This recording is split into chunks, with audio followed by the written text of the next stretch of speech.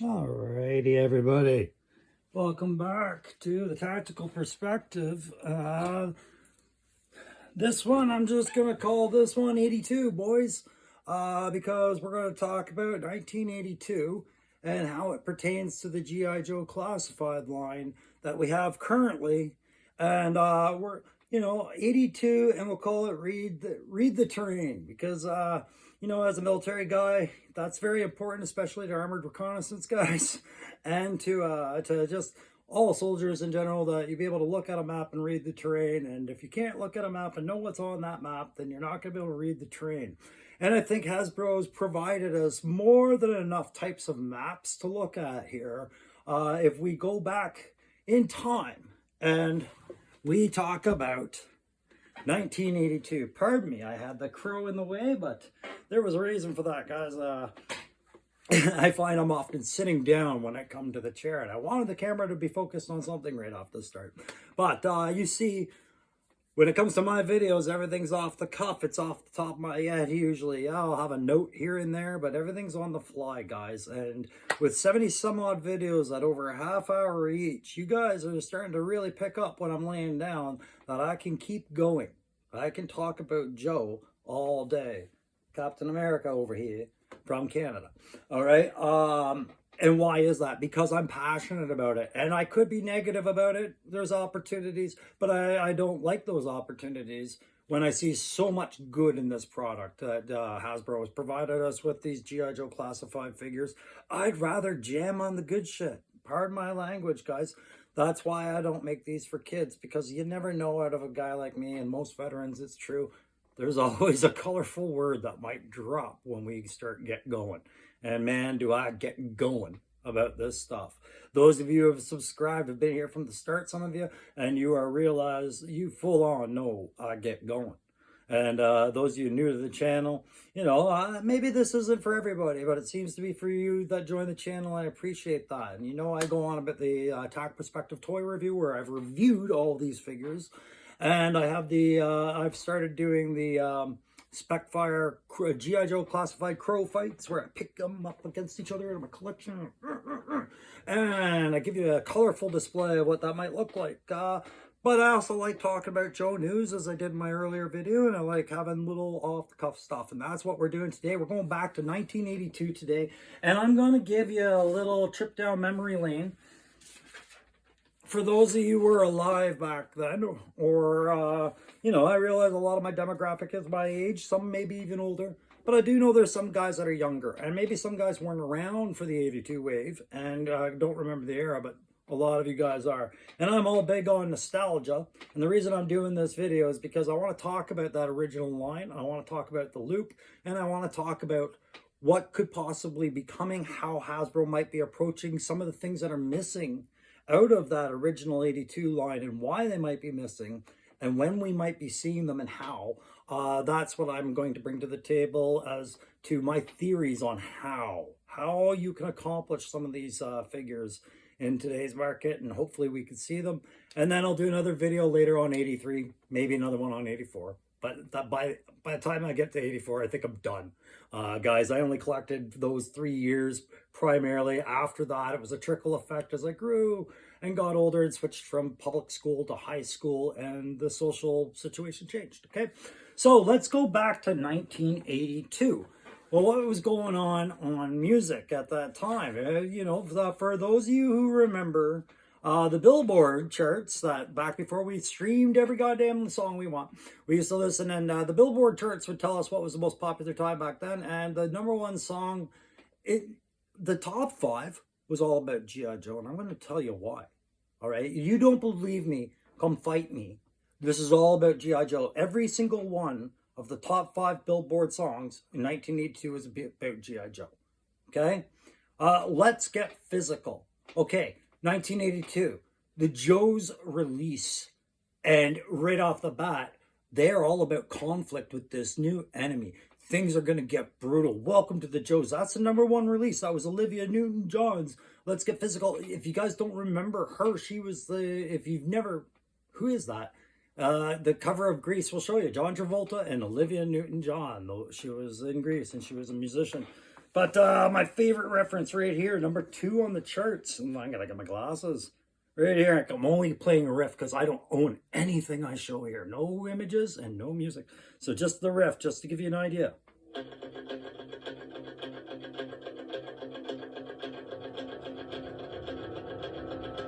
No lawsuit. Okay, so that was Eye of the Tiger by Survivor. Okay, Eye of Tiger Force, right? So Eye of the Tiger, one of the most popular figures in 1982's first release of all the Joes there was Snake Eyes. You couldn't see his eyes.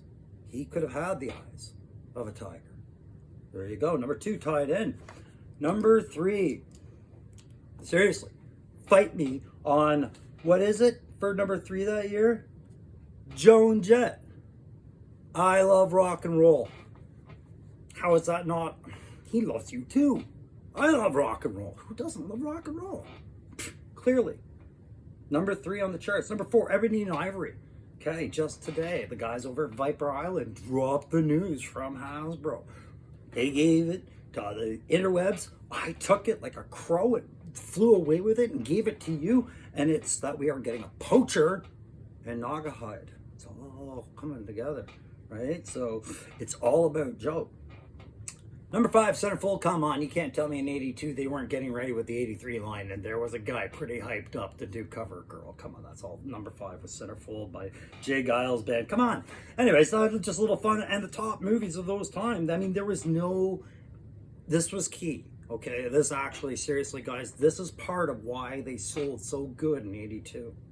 All right, so another show will tell you all about the marketing strategies and everything like that. There's a show on Netflix called The Toys That Made Us. They'll tell you a great story about Joe and marketing, things like that. And there's a lot of internet channels that will tell you all about it.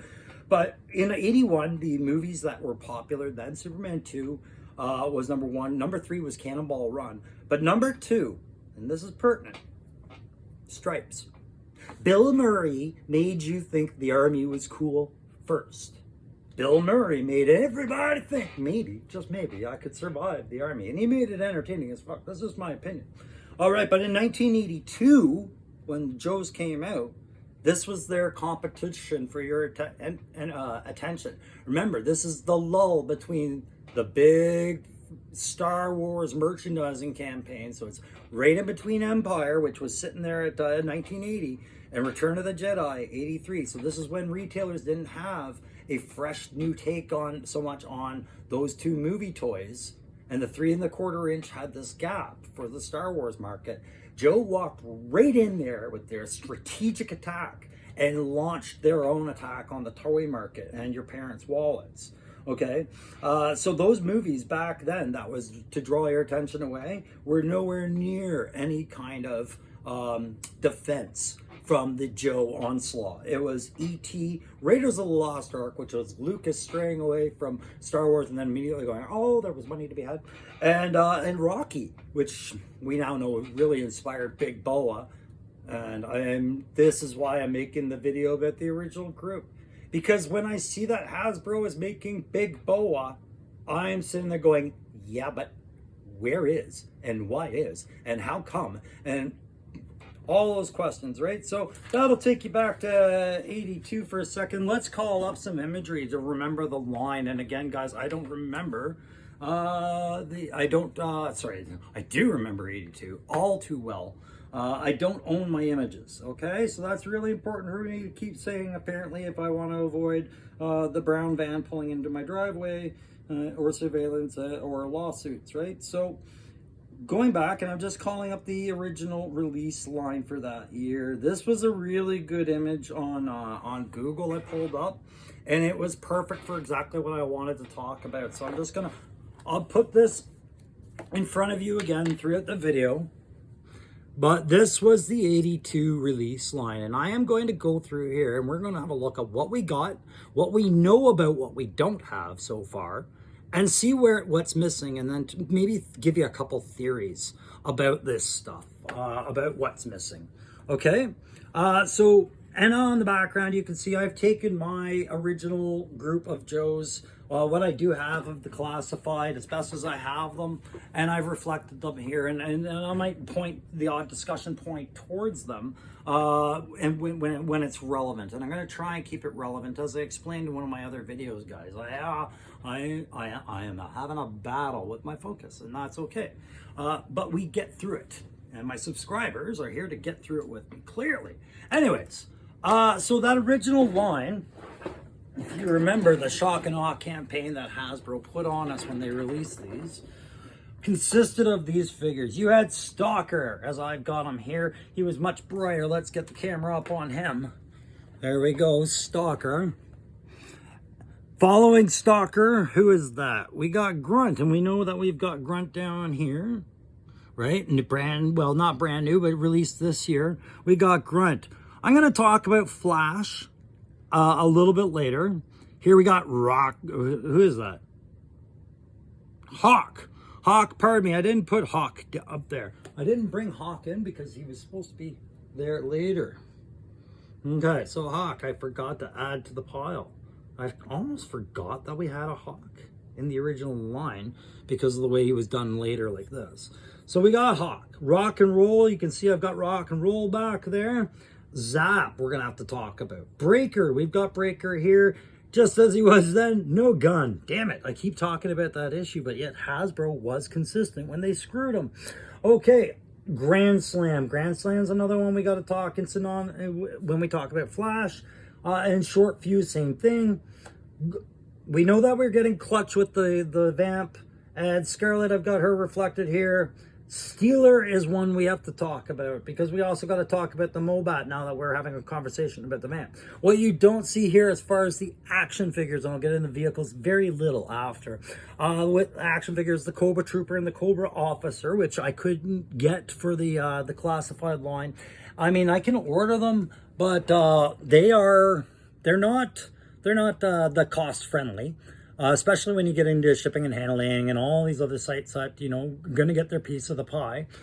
And we got Snake Eyes down here, and I've got them reflected there. I could have pulled one of many different classified Snake Eyes out of there. I only have two, but there's many available, right? And then we got our Cobra Commander, which I haven't put down here because I've got mine busy jacking up Croc Master over there. And it's a very different variant from the one that everybody really wants, right? So everybody really wants the classic one. We're hoping that's coming out in the retro line. I've heard it might be coming. Was it a bonus figure with the his tank? I can't remember. And we know that there's even like a Super 7, I think it is, variant where he's got the Mickey Mouse on the chest for whatever reason. Maybe that wasn't Super 7. Maybe that was something else. But either way, those were the original figure releases that we saw as a kid that were disguised under the brilliance of the lights of our Christmas tree. It was a green Christmas for a lot of us as G.I. Joe bombarded the entire day for us kids, unwrapping and playing with them. And then we'd go on every Christmas, birthday, and every other occasion we can to play with our G.I. Joes and collect these amazing toys that were launched in that big trifecta campaign in conjunction with cartoons that would intro the toy as a commercial. And then a comic book by Marvel Comics that would support the line as they'd want to produce new characters. It introduced the characters to draw interest. That also helped Marvel get a whole new brand of readers, right? So it helped Marvel out. And then later you got into the actual G.I. Joe cartoon, and then the movies keep trying, right? So just over the vehicles, I'm not going to talk about the Cobra Missile Command headquarters set. You'll see it here in the background behind the HAL. I don't know much about it. Sorry, that's not the HAL. That is the Flak. The Flak and the HAL are two I can see coming in 2024, 2025. You got the towable artillery piece. And of course, we already know we're getting the Vamp. I'm not going to talk anymore about that. Same as the SMS. I'm not going to talk about that because we know we're getting that through Cobra. I could see the HOWL being something, but with it not being towable, I don't see it being a high priority. It might get pushed back and back. I don't know. Same as that jump set. Now that we have Steel Core Troopers, do we need that jump pack set? I don't think so. And the MOAT, There's a reason I think the MOAT will be a HasLab, and I'll get into that maybe at the end. But we already have the RAM as well, and we have a couple of variants in the RAM in this series. I have them both up there. I didn't pull them down, but you know, that's just me being inconsistent with my intent. There you go. There's your RAM. Plop that down in front of the boys and girl. So that was your original release line. So the guys we didn't get, I want to talk about them a little bit. So I'm going to get this image off my screen. Thank you very much, Google, for being something an old man can figure out with relative enough ease. Oh, look at that beautiful picture of the gang all there. Thank you, Google. All right, so there's your original gang, all set to go. And so clearly we are missing a few of the core group. And you know, this is what I was saying. You're going to bring out Big Boa, this over-the-top, jump-the-shark kind of character, this season killer in a show. And you're going to do a remarkable job, Hasbro, but you didn't finish the original line. And that breaks into my obsession. And that I wouldn't say it costs me sleep, but when I brush my teeth, I might be mumbling things about short fuse, right? You know, there's guys we want to see. So one of the guys I want to talk about, you know, like it's about the homage. And even now, as we speak, I think this last week, G.I. Joe #1, for a new series has come out, and they have some homage covers to the #1. This cover came out at the same time as the toys, and you had the MOAT, you had all the guys, but you had Steeler, you had Zap, and you had Flash on there. And so to me, that is a placeholder that Hasbro has a commitment to finish. So what's the hold up? Let's talk about why maybe they haven't finished some of these characters, right? There's multiple different conversations we can have about trying to succeed across the board. You know, there was a very deficient number of Cobras released early in the line. So as they wanted to move forward, maybe they had to get out of tradition and give you more Cobras quicker. There was a lot going on. I'm going to focus on maybe what might be the holdup as far as why these particular guys might be an issue and what they could do about it. So the first guy I'm going to talk about is Short Fuse, my boy Short Fuse. Okay, Short Fuse is critical to finish, and he's going to be simple for Hasbro to do. Essentially, you follow the same campaign you did with Grunt, and you build the regular individual character version with a removable helmet. You know, maybe you put a little bomb fuse on the helmet as a joke, like you did with Rock and Roll's customized single helmet hang 10. But the uniform remains simple, and it remains compatible with the infantry group that you've already started developing with these bump helmet designs and the olive drabs. As far as the sidearm goes, Hasbro, you can save plastic, but you should make sure you include a pistol, at least, or a compact C8 or M16 compact variant weapon. Like a mortar trooper isn't without his means of personal defense in close range. But these mortars are something that we can get behind, and I don't know what the delay is with that. I mean, it's a very functional piece of kit in the modern military. My God, we owe a lot to mortars, and they come in all shapes and sizes. For those of you who don't necessarily have a background in the military, or for those of you who want to just go memory lane and did the military, right? We have different types of mortars out there, so you can see different potentials, right? You have anti-purse mortars. You have like the one he had, anti-purse, maybe anti-trench. I don't know. I'm not infantry, but these are. I've been around these guys. I don't know how to describe it, but then you got your higher yield ones, and then you got these would be for busting a building open, right? So I think, as far as Short Fuse goes, there is the need, there is the want. He is part of the circle, so you complete the circle a little more. And I think he's simple. And then you add the steel core factors and the troop building potential. Like I said, you got to keep a rifle with him. Maybe you do what you did with Grunt, and you give him the science fiction rifle from the cartoon animated series as his sidearm. If you're going to do that, he's not somebody you're going to save the most plastic on the accessories. He's going to be more like a bazooka. But at the same time, his functionality is almost more common than bazooka, I would say, in the field of battle. And Joe would definitely use them for any kind of dug-in Cobra emplacement. So short fuse was one. The other one I want to talk about is Zap. Okay, so Zap is a problem, I think, of our making as fans, because he was the OG bazooka trooper back in the day in '82 when he came out, right? So real close up of the figure, you can see he came in almost a tan, right? And that's going to be relevant. He had that backpack and it had some rockets, just like the one bazooka is kind of sporting now, just a simpler, baser design. And then again, he only had that that bazooka with him. I can't quite tell. I think he might have had, no, maybe he didn't have a pistol sidearm, but he really should have. Again, these single shot, long time reload, big yield weapons are positions that an enemy would want to take out in warfare as soon as possible. And that being close with and destroy. So these guys should have some sort of personal protection. So with Zap, I think if you were going to tackle him, you do that in that tan brown. It's going to be compatible with what you've done with Snake Eyes, Desert Commando Snake Eyes, and the 60th Anniversary Desert Trooper. That's something the guys are going to like, and Zap would fit right in. The issue is that you've already done a Bazooka Trooper, and he's been very successful. What was his name again? Oh yeah, Bazooka. And you've done two variants of him. And I think you did that because everybody seemed to like that, the jersey aspect of him. And by jersey, I don't mean New Jersey. I mean the sports shirt that he has on, number 14. Right? Oh my God, did I blank out? Number 14. Of course, it was traditional red.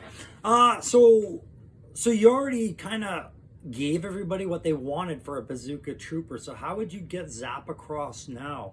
And it's a damn shame because the file cards would be fun to look at too, because Zap's kind of a prankster. So there's a little bit of individualism you could put on Zap, maybe some witty saying. But one way you could definitely get around it and introduce him and have him viable on the market is just move on from the old weapon system that you already gave Bazooka and give Zap something different as far as that, like maybe a wire-guided anti-tank missile, maybe an anti-air missile, maybe a tripod mounted tow,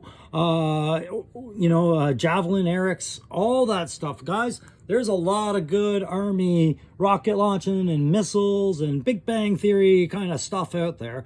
And you could see how much fun these accessories would be, especially a wire guide. If they actually provided you with a wire, you could have it flying out with no blast effect, just wire guided.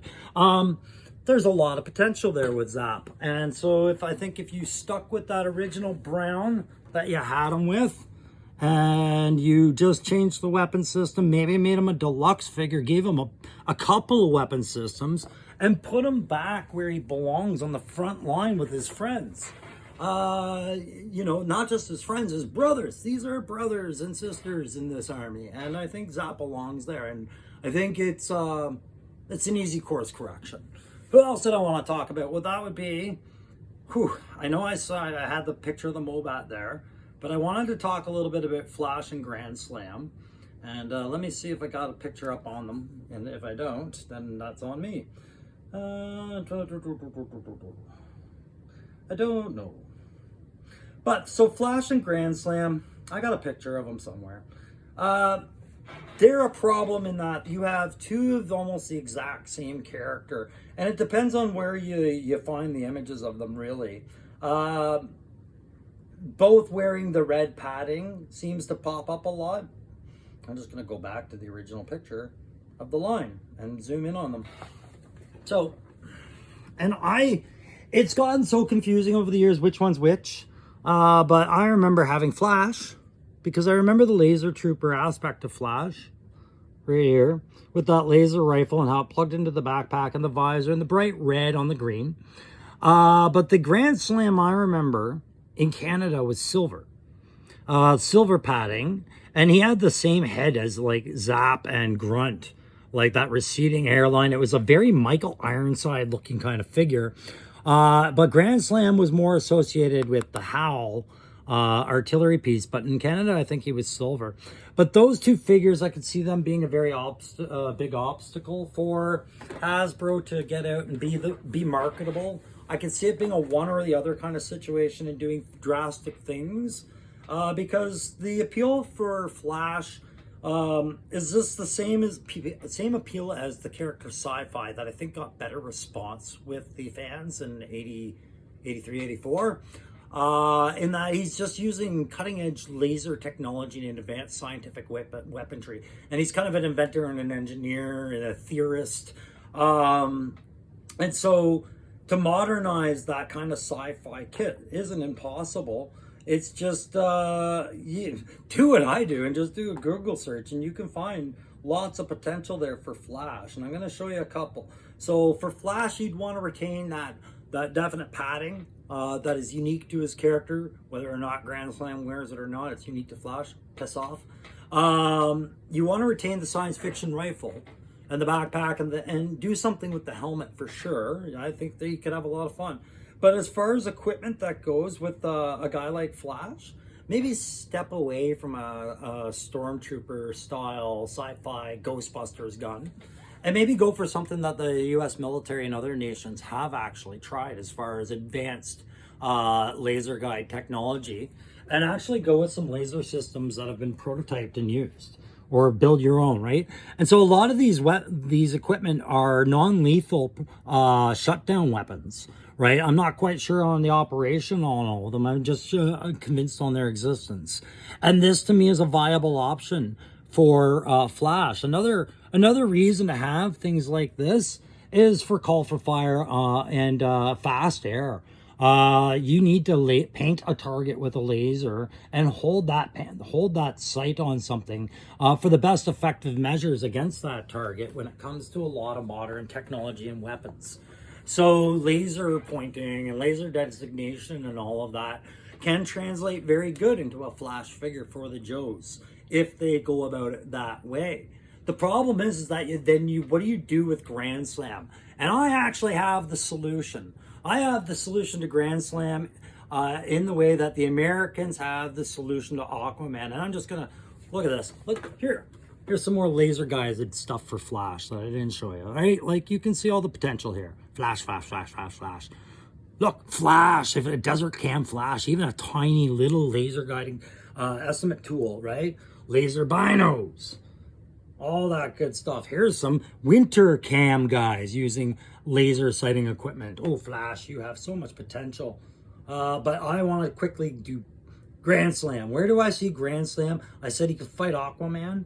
Grand Slam was using the jump pack in a lot of images back in the day. And I think that was also something that was done through the marketing and the commercials, maybe the comics a bit, but definitely on box art here and there. And Grand Slam, like I said, silver version of Flash, pretty much. Different guy, but same mold. So how do you make them viable today with the jump pack already dealt with say, steel core? Well, maybe you go for a different kind of jump pack and you have it as an assault jump pack, or you know, a forward area observer and call for fire kind of guy again. Or maybe he's in support of shipwreck and torpedo in a naval role.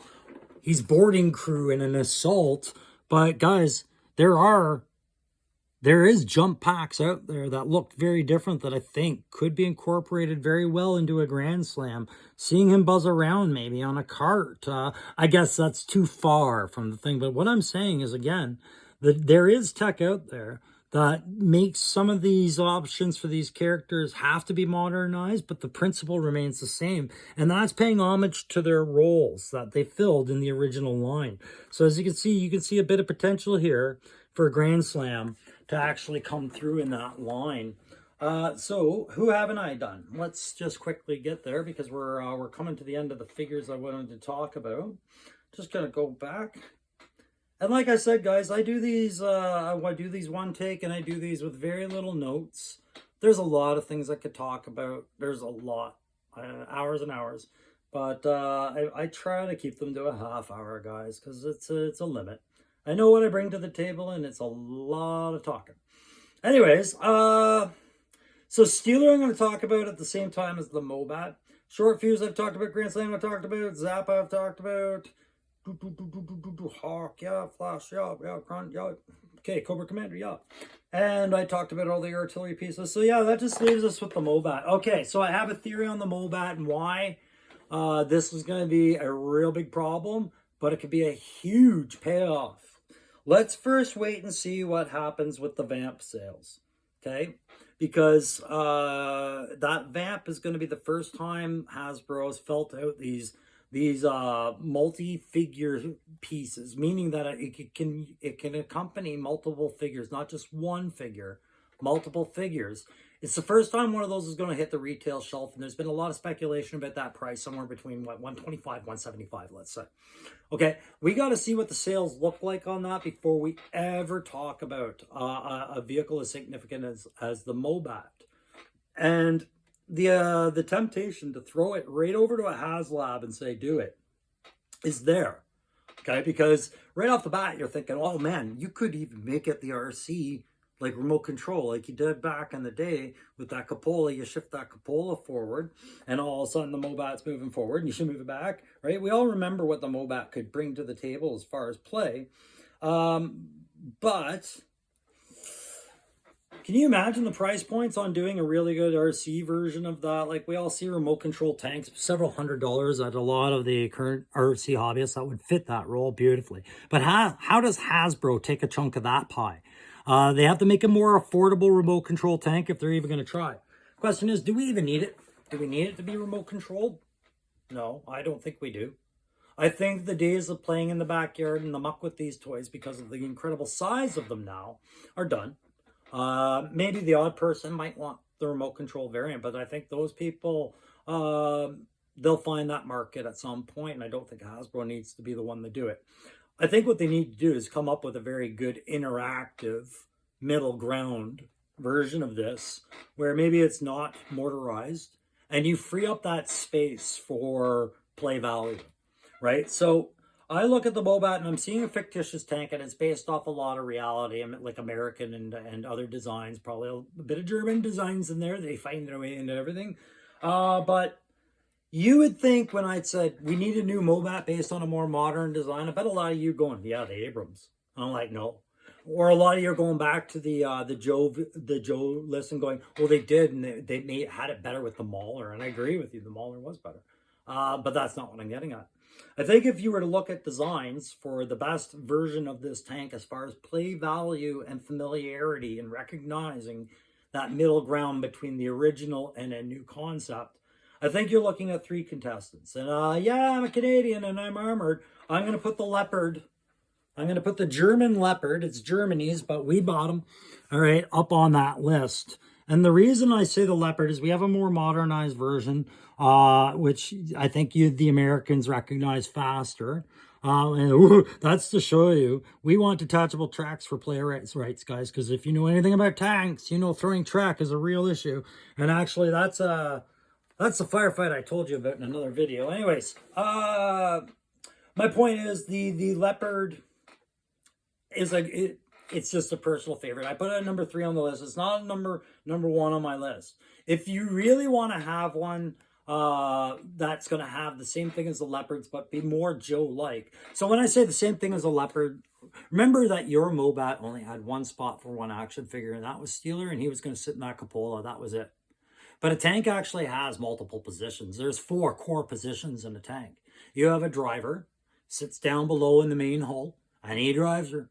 You've got a loader who sits over to the left side of the turret usually, and he's grabbing all the ammo and feeding in the main gun.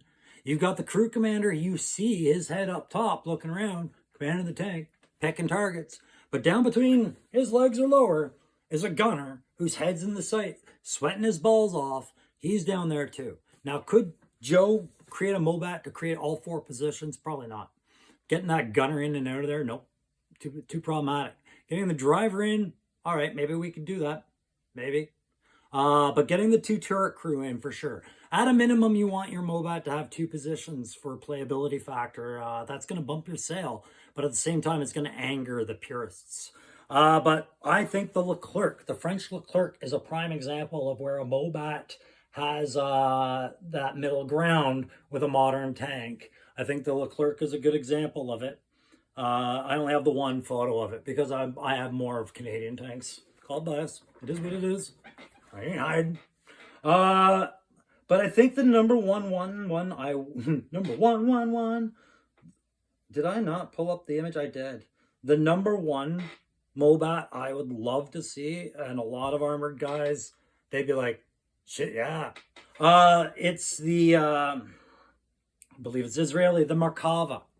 Okay, this thing's involved in a lot of modern conflicts, and this thing is a nightmare. It's scary because it's laid out for self-sustaining killing, but it is good because for Joe, because you would get that 2-turret crew up there, but also unique to a Merkava is that they've got a little compartment for about a stretcher and a guy, 2 guys, perhaps a personal security team or a maintenance crew or a surprise drop off, guys like that sitting in the back. That's a big deal. Maybe another anti-tank team or a couple of assault troopers, because tanks don't really hold ground, guys. Infantry hold ground. Tanks take ground, dominate ground, but they can't hold it. You get out of our field of vision, you're going to take us. But having your own self-sustained infantry, that's a lot like that assault troop I was talking about before. So I think a MOAT designed on a Merkava design is definitely the way to go for that. So that to me would complete, like I said, with the artillery pieces as they've done there. I believe Hasbro has a plan for that. But you can't complete the original core set until you address the MOAT, because you have Steeler you've got to talk about. And Steeler is my favorite, Joe. And you guys seen other videos. I've talked about making some of these guys, designing them in early videos. I did doodles of them. I still do all that. I just don't make videos about it. But Steeler is part of this original 82 release wave. He needs his classified character at some point. And it's just a matter of my opinion as I knock the ball down. But that's a great place to end the video, isn't it? When knocking these guys down, pretending it's dissatisfaction when really it's just clumsiness. And one-take video with no editing. Anyways, guys, the next one I'm going to do on this, and it's probably going to be another day, is going to be the 83 wave. And talk about what we're already seeing there, what could be coming, what isn't coming, what doesn't have a plan yet, or blah, blah, blah, blah, blah. We'll do all that again another time. Same as my Specfire G.I. Joe classified crow fights. I do have one planned. I was going to do it today, but then the news feed from those lovely guys over at Viper Island came out. So I bumped that one to another time. But I'm feeling a buzzer versus barbecue fight for some reason. I don't know about you. I'm feeling that. I just feel like I got to do something for barbecue at some point. The guy's just kind of standing around doing nothing. Anyways, guys, I've been the Crusty Old Crow. If you like this video, go ahead and hit like. Feel free to share it if you know somebody that might want to watch it. Always looking for a subscriber. Come join us. I set that milestone for me real low, 100, and I'm almost there. Crap. Now what? Well, I just want to give stuff away. So whatever you have to hit to do the giveaway stuff, that's me. That's the next one. And feel free to subscribe. Feel free to comment and join me in any discussion on this subject matter that you want. What do you think about that 82 line? What do you think about Hasbro's plans? Have you heard anything that I didn't hear? And just as always, guys, thanks for sharing this time with me again today. All right, we'll see you next time. Bye.